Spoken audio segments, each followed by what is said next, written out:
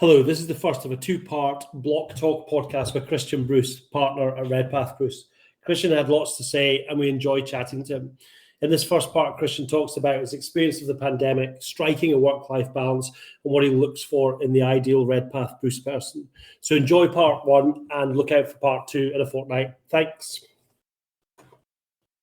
The Blocktalk podcast started because of my passion for the property management industry. I wanted to start a conversation and add some value within the industry with a diverse range of people and professionals who can add something extra.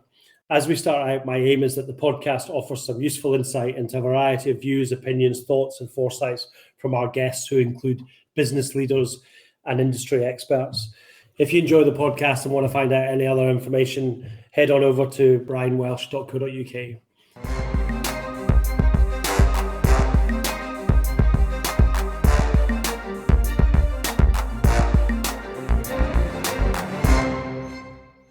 Hello and welcome to the Blocktalk podcast with me, Brian Welsh, and Jax Bruce. Jax, how are you doing today?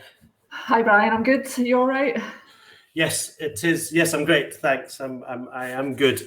Even better that we have Christian on today, actually, because I haven't spoken to him for a very long time. I think we did once meet at a drinks event and had a good old chat. But yeah, today we have the pleasure of talking to Christian Bruce. He's a partner at Redpath Bruce and grandson of the founding partner.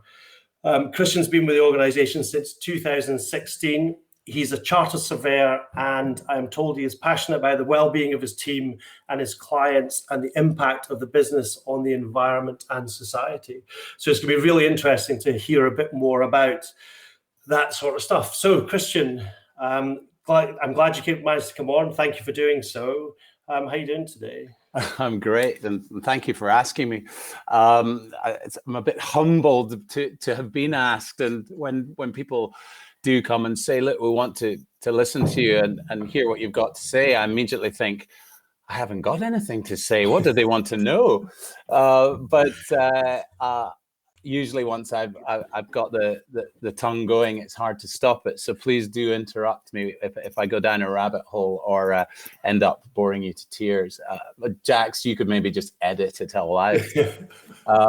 But a wee correction from my intro. I actually joined in 2006, not 16. It does feel, however, Brian, like it was just yesterday I joined the firm. And the fact that it's now, 15 years ago is quite galling in many respects. Time passes far too quickly, and especially when you're trying to make changes and make a difference, which I'm sure we'll talk about a lot of that during the course of today's podcast. So thank you for having me. Thank you for the invitation. And I hope I say something of relevance in the course of the next half an hour or so. Yeah, good. Yes, apologies about that. It is actually written in front of me as 2006, so my brain obviously could not say what was actually written on a bit of paper in front of me. So thank you for the correction. So just to kind of kick off, the kind of first thing I wanted to kind of talk to you about was how have you coped with the pandemic, and how do you think it has impacted the future role of the office? Wow. Well, it's been some 18 months, hasn't it? We keep saying 18 months, but it must be about 19 or 20 now, because I've been saying that for a couple of months. But it's been extraordinary. And I think at the outset, when we all sort of disappeared home overnight, the first thing was the administrative challenge. We suddenly had to we talk about being dynamic and flexible as a business and as workers, but you're not often really testing it, and simple logistics suddenly became really difficult. So IT, funnily enough, you guys and our hardware became the first and most important thing to get working, because we're so reliant nowadays on tech. And so off-siting 55 odd staff, and we've only got maybe a third on laptops. So there's desktop towers going home in taxis, and we weren't prepared to let people use their own home PCs because of security issues, and where their firewall's going to be secure enough. What were the GDPR implications? And obviously we had to dial into our server to operate CPL and other software that we've got. Some of it's cloud-based, but it's not all cloud-based. and therefore we needed remote desktop licenses, and then there was a shortage of those, bizarrely, because the whole world was looking for them. I didn't realize they were a sort of a finite commodity.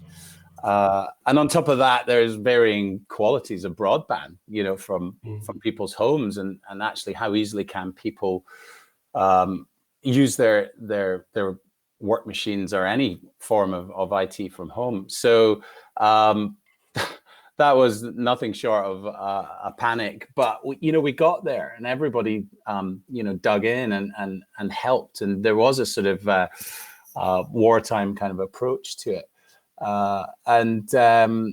But once that all settled down and we got everything working, and sure, some things are a bit clunkier from home. I mean, they always have been.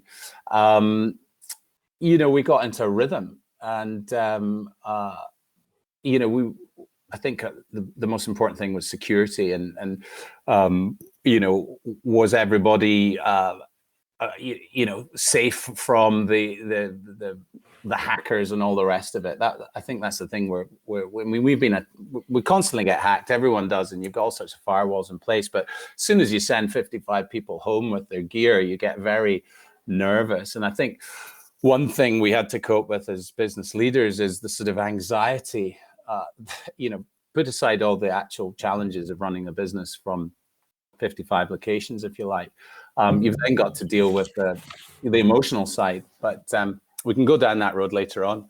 We did have an amusing sort of episode where it came to a payment run, and of course we take a lot of payments over the phone. There's plenty of direct debit and people paying electronically, but a lot of people still phone in to make payments, and we suddenly realized we just didn't have enough people on phones. We had a hunt group of mobile phones for a variety of people taking payments, but we just weren't getting through the numbers. So we thought, right, we must go out and get some pay-as-you-go phones and just widen that hunt group. And I described them in the Zoom call to Margaret as burner phones from having watched The Wire and Line of Duty, obviously.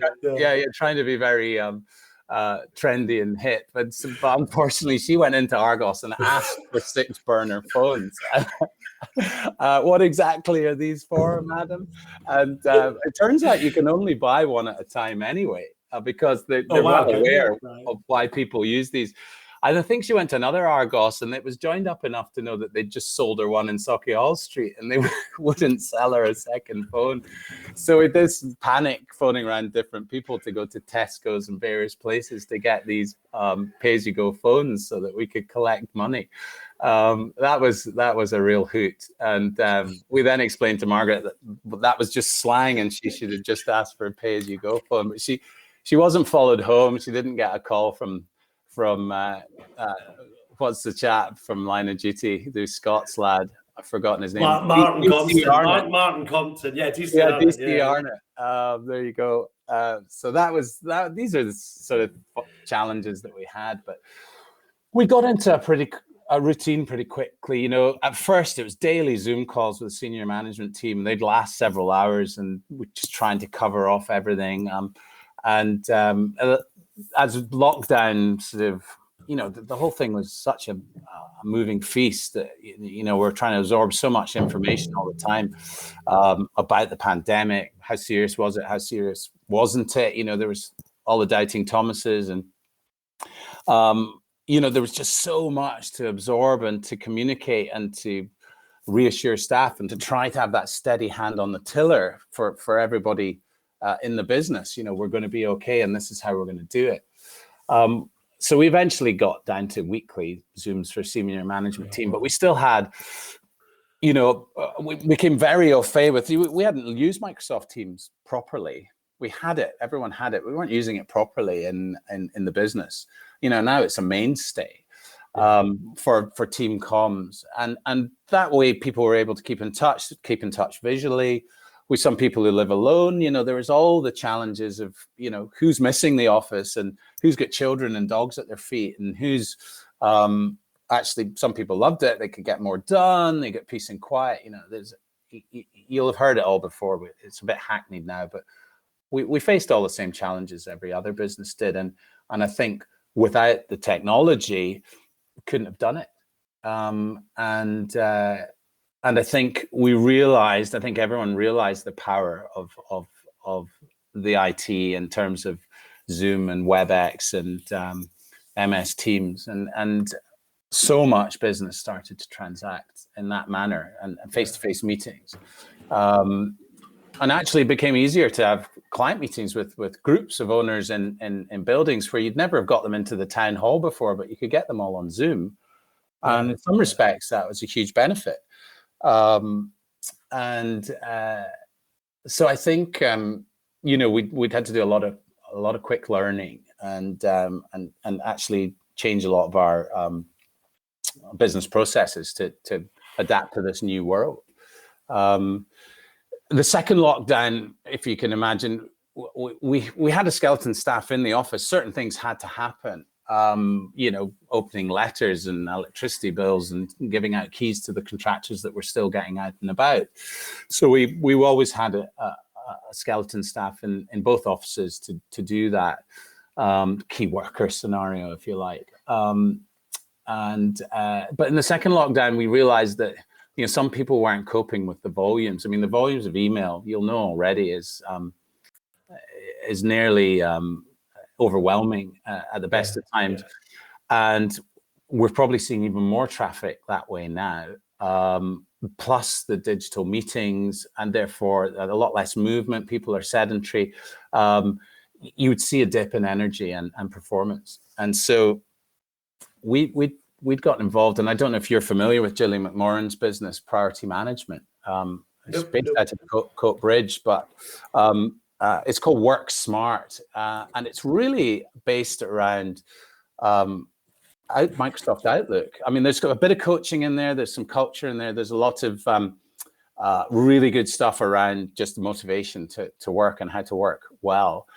But it's focused on getting absolutely the best out of Microsoft Outlook. And I don't mind promoting her on this podcast because it's a game changer for any business, and it certainly has been for ours. And 8 years ago, we had a large group of us went on the course, and it was classroom based back then. You took your computer with you and set up in a specific way, got rid of, as an example, you'd get rid of flags and pongs and noises that distract you constantly, and you focus on tasks once at a time. So it's basically a calendar and task focused way of managing Outlook, and not you being managed by your inbox. And I won't go into any more detail on that and bore people to tears, but it's awesome. And it gives people a framework around which they can manage every day in their week, and in fact their personal lives, not just their work lives. So I think it was 20 or more people we sent on that course again. I did a refresher on it. And like a lot of businesses, they'd had to change how they do things from a classroom based to Zoom based. But of course it worked, and the tech allowed them to do that. So and I think a lot of the staff, some staff, without being too melodramatic, are like tearful, going, "Oh my goodness, if I'd only done this 10 years ago." But at least they've done it now, and it's really helping them in their day to day. And the benefits of that: more efficient staff, better efficient way of working, customers get a better service. That's number one. But number two, if you've got happier staff getting through their day, less stressed, not stress-free. I mean, that's a utopia we may never find, but then there's huge benefits from that. And we were not forced down that road, but I think the pandemic again made us think, right, what do we need? Well, where are we suffering, and how can we improve that? And sure, look, it all costs money. We've had to buy a whole bunch of tech stuff, not least dozens of contract-based mobile phones to everybody with a business phone, so they're not having to use their private phones for clients. Yeah, sure. But I think those investments are going to pay huge dividends for us. They already are. That's fabulous. Yeah, that I wish I'd come across that, managing your Outlook, because I must admit, in fact, while you were speaking there, I'm pretty sure there was a ping of an email that was probably mine. So and it takes your mind off it. It does. Yeah. And your phone's doing this the whole time. I mean, we could have a whole separate debate over the position of of tech in our lives and the distractions and the inability to focus on a single task and get things done, because so many things are making demands on our attention, and everything's just tiny bite sizes. And I've got a wee anecdote for later on for one of the questions, and it is about that. It's about being able to focus. And again, some folk working from home have got very specific jobs, so they need to do things meticulously and well. Well, they're not distracted in the office, or rather like they are in the office. And I think they're maybe more efficient, siloed away for a couple hours on a specific task anyway, in their home. And as long as their phone's not ponging at them, their emails aren't ponging away at them. I mean, Outlook's probably the most powerful and most, you'll know this better than me, the greatest invested piece of software on the planet. There's so much development's gone into that. You can imagine if you'd had the budget Microsoft had for CPL. Yes, yes. And yet we just get plonked on a laptop and say, all right, there's your Outlook, inbox, outbox, sent items. And we're meant to know how to work it. Have you ever been trained in Outlook? No, never. You buy a bit of back office software, and you obviously invest training. I know.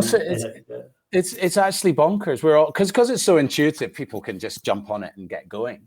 But actually, it's dictating to you, not the other way around. And so that's the whole point of priority management, and it's hugely powerful. And I absolutely recommend it. If people want to look, you've got to pay for the training, and it's certainly not cheap, but it's good value when you think what you get out of it. And it's the investment you get out what you put in, don't you? Correct. And one of the good things about it actually is they don't just do you for a day and then you go away and get on with it. They drop in with you 3 weeks later at least, and maybe one other time after that, just to check that you're performing all the way you ought to be, the way you've been taught, and also to help you solve any quirks or things that are maybe not going the way you hoped they would. And it's a really thorough process, and it's not just a one hit. And like you go on so many courses and you're inspired and you think, oh, this is great, I'm going to do that, and then you leave and you don't make any of those changes. And, so it is thorough. It's excellent. And anyway, that's priority management. So that again, second lockdown, we piled into that as and it's also helped us to create a buzz around the staff, and it was something new and different, and for a lot of them anyway, and it was a good tool, not just in itself, but also as this difficult challenge of trying to stay in touch with everybody when they're in different places and you're not actually seeing them, and they're all got different circumstances. So I'm really looking forward to that being over, because I think we need to get face to face again and going back to a lot of our old working processes. Look, we can be more efficient at lots of things. We've got a lot more tricks in our bag now, but I genuinely think humans need humans. Yeah, I've really struggled with the kind of energy you have in a meeting, in a room, when you can see the body language and not just from their face. You know what I mean? So and that's what I've really struggled with kind of Zoom and Teams and things like that. So yeah, no, I totally get what you mean.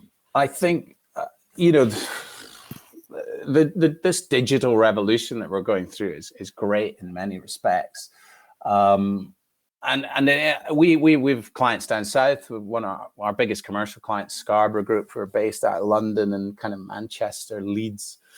We manage their whole commercial portfolio UK wide, and so we used to go down to Leeds and York, and as a group of four, either on the train or in a car. It would take a whole day for a 2 or 3 hour meeting, and then either you stay overnight and come back. So there's transport, travel, carbon footprint, hotel costs, for what? A face-to-face meeting for 3 hours maybe.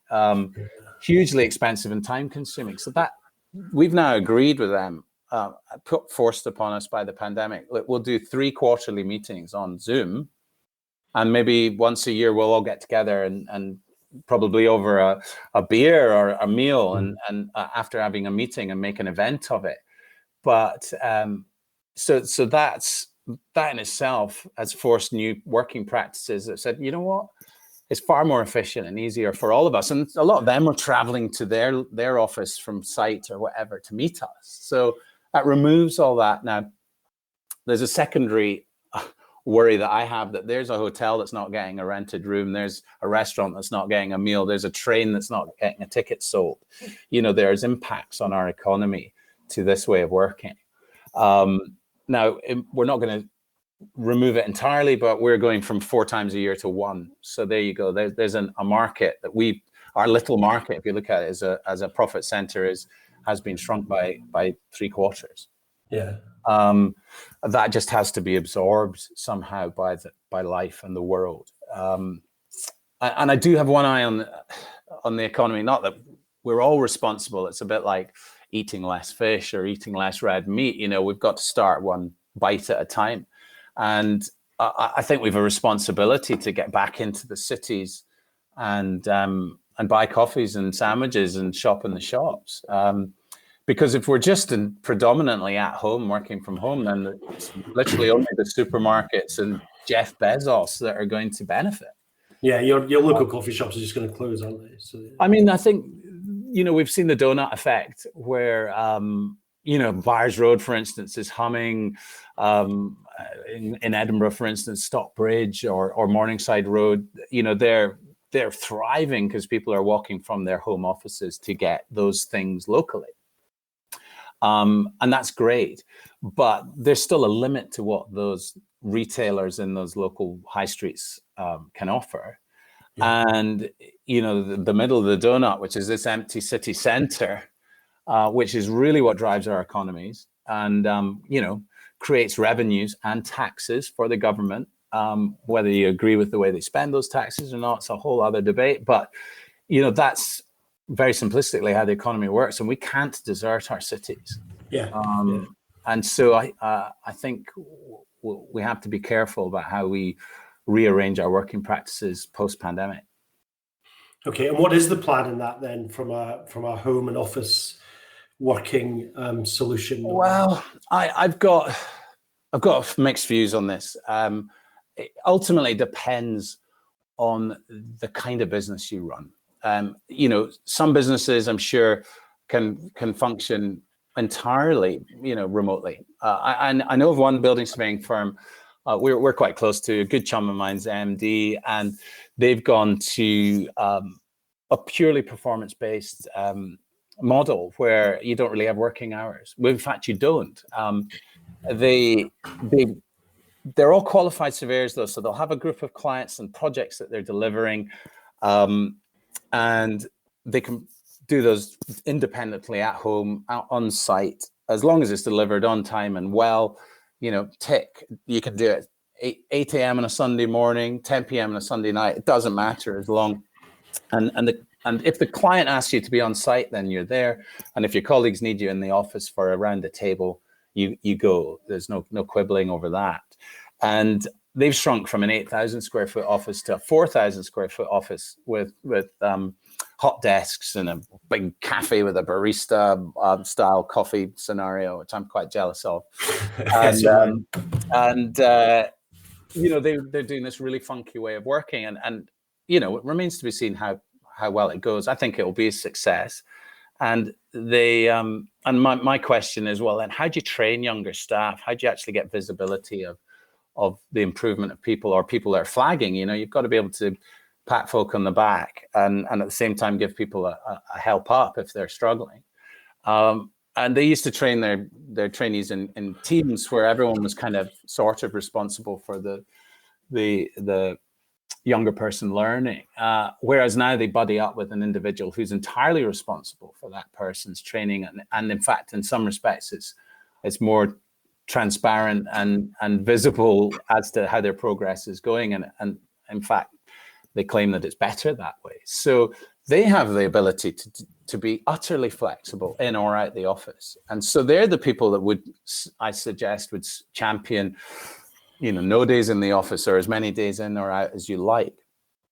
That suits their model. They're probably sending out, 24 invoices a year. They can do it from their laptop straight to their client. They can do their own credit control. They've not got huge admin teams. They'll have a lot of pre-populated reports that they can tweak themselves. It's very efficient. Again, tech playing a huge part in that. And so that's one kind of business that I can see will work that way. I know the banks are starting to come back 2 days a week. We have been back 2 days a week. So we're 2 in, 3 off at the moment, if you like, as our blend.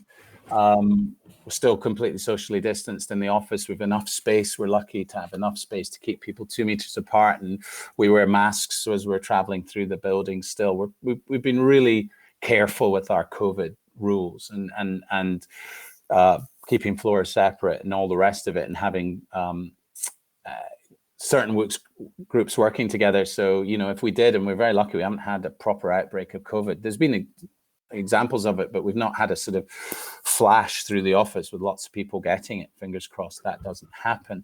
So we've kept people separated, and that's been a massive logistical challenge. But Adele in our office has been phenomenal at working out desks and who's doing what and when and where.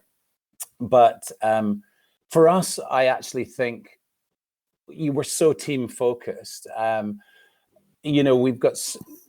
There's certainly, I think, between repairs, property management, credit and control, accounts, everybody will cross communicate at least once, if not several times a day.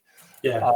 And this can't be done efficiently in a remote working environment. There's such an emphasis on team and collaboration and what we do and the culture we're trying to create.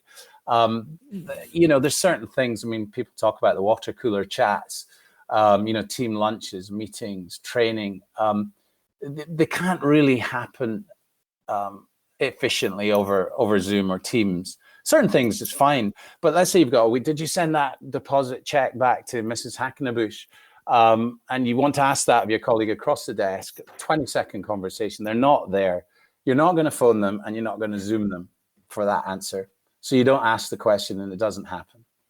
Yeah. And maybe the check was sent, maybe the check wasn't sent, until you get the complaint from the former tenant saying, I never got my deposit check back, or whatever. Now, if you've been in the office, you'd go, oh, no, I never sent that. Oh, can you send it? It's done. You don't get the complaint. And then the complaint comes in. That's a fire burning. That involves the property manager, the line manager above. Maybe it gets to partner level, and everyone has to have a discussion. And then you quickly see how the minutes are consumed on that one thing, because we were all at home. And so for us, I think there's a danger here, right? And as a business owner, I have to be careful. I choose my words, but there is a danger that the tail wags the dog, and people like working at home, and they love the flexibility, and they can pick up George at 3:00 on a Wednesday, and I'll work late, 7:00 later on, and make up the time. So much trust, so much autonomy given to the staff member, and I think 99% of the time, you'll have honest brokers that will do all that, but the trust element, which is there, is great, and you can do it. Maybe this performance-based business where you say, well, the results are great, so it really doesn't matter. But actually, my view is you have to start with business. What's best for the business? What makes the business most efficient, profitable? Because it's that profit that feeds the mouths. And therefore, if it means, look, everyone's in 5 days until we get a handle on how we can be more flexible, then that's what you have to decide to do as a business leader. Get everyone back in. If the business suffers because our efficiency is just that much poorer, it's not terrible, but maybe it's poorer because we're not collaborating as well as we used to, then that's not the best decision for the business. So I think businesses, business by business, have to decide, is it 3 and 2? Is it 4 and 1? Or actually, do we have to get back to 5, which is what we're doing? And don't get me wrong, we were flexible before the pandemic turned up. We had people doing earlier shifts because they had commitments, maybe in the late afternoon that they needed to get to, travel issues for where they lived, so we've had that flexibility. We use a lot of toil, time off in lieu. People can build up time having worked out with hours or different times, and then they can take a morning to do George's first day at nursery or go to the dentist or whatever. So we've never been too rigid as an employer because, we understand people have challenges, and we want to be helpful, especially, when you get people committing themselves to and being incredibly loyal members of staff, and we want to be able to repay that. But again, you still have to say, right, what's best for the business? Let's design how we work behind that, not what's best for the member of staff, or let's try and make our business suit them. I'm not in that school, not yet anyway. I don't know about you, Brian. Well, yeah, I think this is a kind of a very, very difficult one. I think it's almost learning by osmosis, isn't it? You're sitting in the office and someone says something, you kind of register that for later on, and you have so many people who are just talking about so many things, and you pick so many things up in your working day that has just utterly disappeared. And I think you're right. I think, so within CPL, our developers now all work remotely. We still have an office. Our developers based out of an office in Southampton. We still have the office. We're going to do kind of agile, a couple of days every couple of weeks in there, so that teams can actually get together. I mentioned it earlier. I find it a challenge without seeing someone in kind of face to face. The best example of which I, in my other business, Insight Legal, we had a board meeting. We have a board meeting every month, and it's always been on Zoom. But I'm the only guy that's based in Scotland, and I did a board meeting where I was on Zoom and every other person was in a meeting room, and it was I think it was certainly from my point of view, from getting things done and making decisions, and from the performance of that meeting, it's probably one of the worst meetings I've ever had. And that was I struggled massively not being in the room and not gesticulating with my hands, and you just can't read people, and I just find it quite frustrating. I think I'm probably with you. I'd go back to as much time back in the office as possible. The office in Glasgow, most people are in in fact, Jack's sitting in our office in Glasgow at the moment, and most people are in at least a Tuesday and a Thursday each week at the moment. So, I think we've got to remember that we spend more time at work than we do at home, and it's a community. Yeah. If you like that community and you want to be in amongst it, I mean, we have a Crown Cafe, we call it, because we're Crown House, and people go down there. We actually insist that people don't just eat their lunch at their desk and work on. They go down and they take a time out. And there's great chit chat goes on down there. So it's a great space, and people enjoy being in there, and all that's removed, and therefore that culture that you've created in your business is irrelevant if you don't have people in it. And one other challenge we have is, which I mentioned at the start, trying to get people with their desktops into taxis and that out to their home. To be entirely flexible, you need everybody on mobile tech. So we don't have enough laptops for everyone in the office to just be coming and going. Yeah, sure. And we will rolling. I mean, there's absolutely, we plan to have a sort of rolling replacement of desktops with laptops. Yeah. But that's, let's say we've got 25 staff on laptops, 55 staff, it's going to take a few years because some of the desktops will be quite recent and therefore are not beyond their useful lives. Yeah. And I know Rishi Sunak is promoting, capital expenditure and giving you tax breaks, capital allowances, I think, for doing that. And then the more you spend, the more you'll benefit from that. And so we've got one eye on that, taking advantage of that, and perhaps we'll accelerate that replacement faster than we had planned to. But ultimately, it limits the flexibility with which we can come and go from the office. So that's another consideration.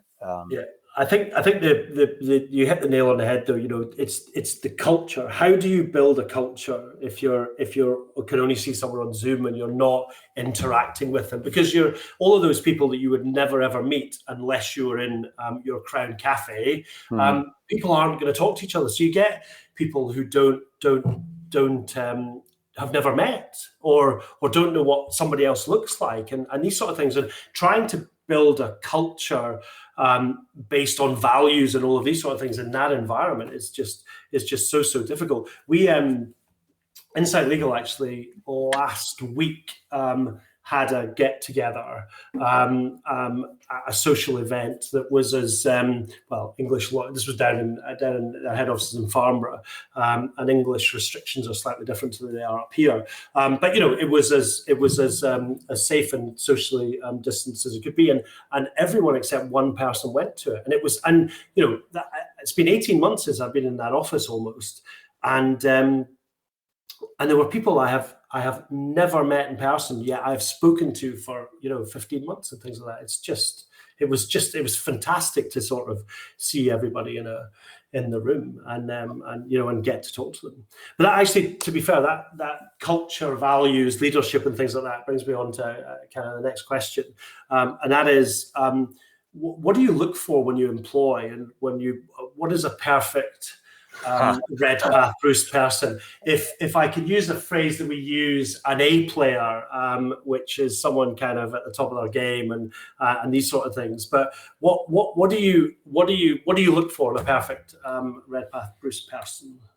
Wow, it's what is a Redpath Bruce person? I'm probably the wrong person to ask, but no, recruitment, look, the toughest thing, I often say this to people, anyone listening who's sat in a room with me before in an interview will yawn at me using my Mars bar analogy, but we don't make Mars bars that you can hand to somebody who takes a bite of it and goes, yummy, that's a great chocolate bar, you're good at what you do.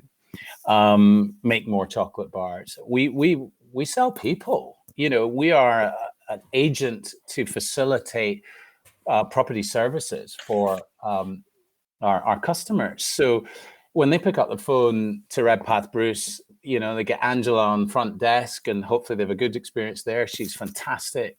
Diane before was famous for the way she answered the phone. Redpath Bruce, how can I help you? And people used to phone up just to hear her answer the phone. They didn't have anything to ask her.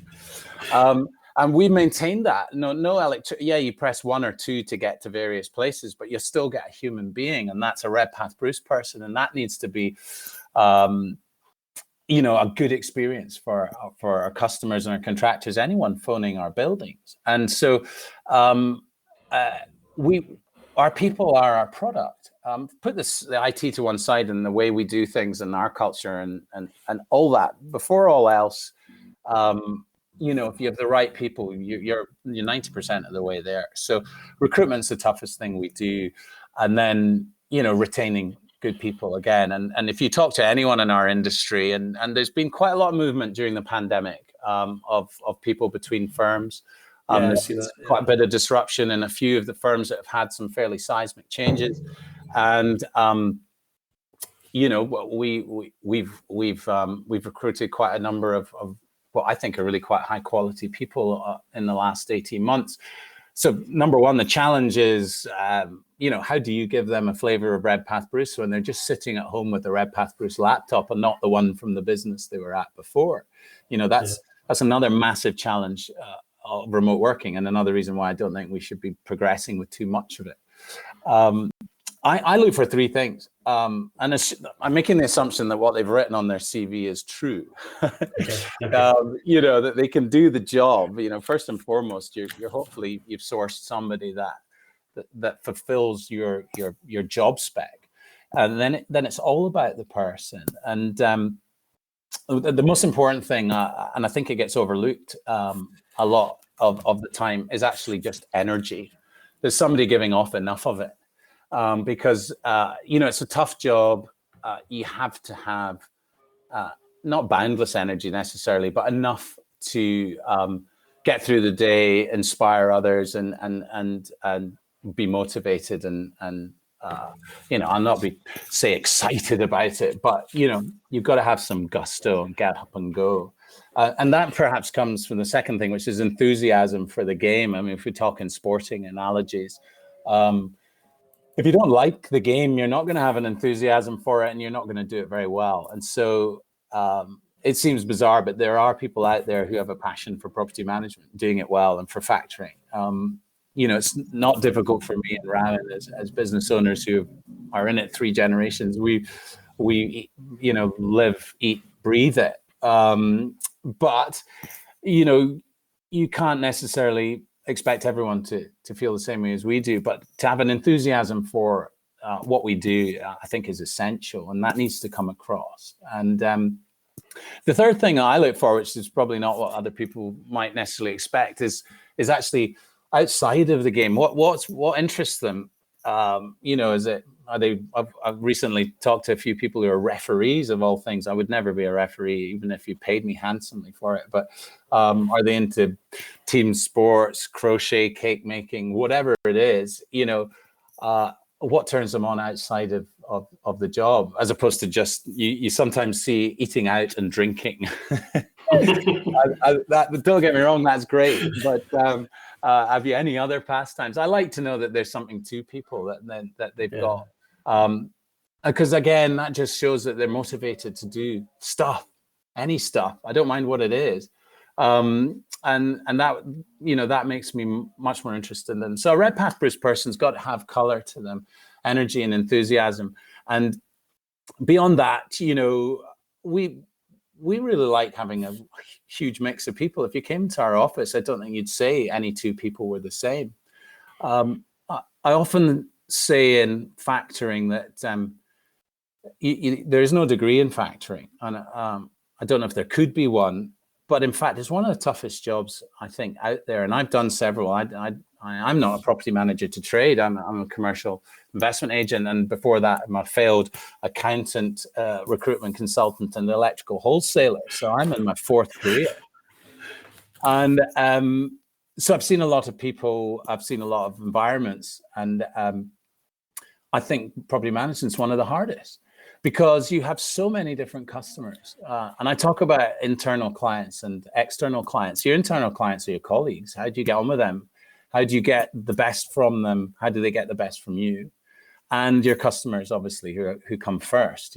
Are you delivering to them the best service? And there's a lot of times in factoring where you actually have to deliver a negative. You have to say no to your customers. And in a modern culture, customer is always right. Well, in factoring, the customer's a lot of the time wrong, but they don't want to hear you say that. So how do you deliver that information to lots of different types of people from different backgrounds, folk in £1 million flats in Edinburgh to someone in a tenement in Govan Hill? And that's difficult. You've got to be a chameleon. And there's no degree in that. You just have to have those skills, and they're quite special skills. And we've got a lot of people with them, and I don't think they're recognized enough. But we're certainly not rewarded enough. Our industry, a whole other debate is the manner of how we bill and what we get paid for what we do. And I don't think it's healthy enough. But especially given what people have to put up with and how hard we have to graft for our onions. But again, let's not go down that rabbit hole. Okay. But I do think if you've got, worldly wise people who know how to talk and communicate civilly with all walks of life, then that's really the best skill you can possess. We can teach you everything else. You can teach you how to work CPL, sort of. I couldn't, but I'm sure you could. And all the other ways of doing the job. It's the people side of things that is key. And so that's what we look for in our people, and we don't always get it right. We don't always get the right matches, and but I think predominantly we do. And when we turned 100, we went off on a big party at Crieff Hydro, and we tallied up all the years service, and we had a smaller staff then at 30 odd, maybe just shy of 40, 35, something like that. And we had over 550 odd years of service, of which one lady who's not still alive but not working with us anymore, Jeanette Horn, had done 55 years. Wow. So she kind of skewed the stats a wee bit, but we had a lot of people with 10, 15 years service, and we were very proud of that. Now, I'm sure that figure would be slightly lower now, but we still have decent... I'm sorry, I've just heard children come back in the background. They're screaming away in the house. So hopefully we won't be interrupted by Iron Man or Superman. That'll be fine. So, and I think it is a big challenge today is recruiting good staff and then retaining them. And, we have a huge focus on that, and therefore the buildings, the culture, the manner in which we work, the way we embrace people and their lives as part of our family. And we are a family business, and we still have that as one of our qualities, I suppose, or points of difference. Our name's still above the door, and we take it very personally when we get a 1-star Google review because somebody's upset with us. And for as long as we have that ownership and that feel that sense of responsibility, and people come on board and feel that too, and behave as if Redpath Bruce, the success of the company is as important to them, or nearly as important to them as it is to us, then we're winning. Yeah, it's that buy-in, isn't it? Yeah, I think everybody in this world is unique. They bring immensely different things to a business, but it's just making sure that you kind of play to their strengths and what they're very, very good at, and things they're not very good at. There's other people in the organization who can do that as well. As long as you have that mix, I can see where you're coming from with the enthusiasm for the game. Yeah, absolutely. If you're not, if you're going out to play golf on a Saturday and you're not really enjoying it, you're not going to play well, are you? So, well, I have other excuses for not playing well, but not enjoyment and not enthusiasm anyway. That was part 1 of the Blocktalk podcast with Christian Bruce. We hope you enjoyed it. Part 2 is up next, and Christian chats about the Better Lives program, his most interesting project to date, and answers our 3 quirky questions.